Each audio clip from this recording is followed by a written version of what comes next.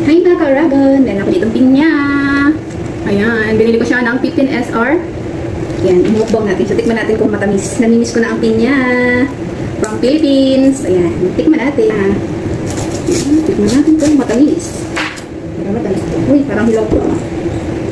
Hawaiian siya. Whoops! Tiyanan! Oh. Alam nyo naman ang Hawaiian, di ba? Kahit ganito yung kulay, matamis na siya. Tikman natin. We'll see. We will see. Matamis. Diba? Nakakamiss din talaga ang minsan nakakamiss din talaga yung mga prutas sa Pinas.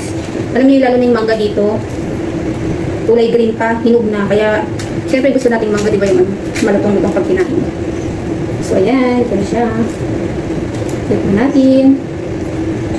Wait lang, maglagay tayo ng asin. Tingnan natin kung masarap. Amis ba o hindi?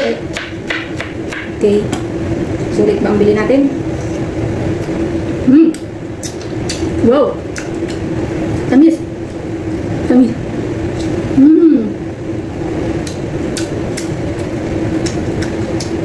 Basta galing sa Pinas, ang tamis na gabi niya.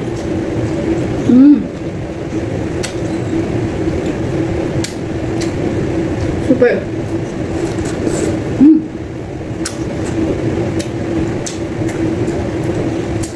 Tamis. Asim, pero halong asim at tamis. Pero matamis pa rin.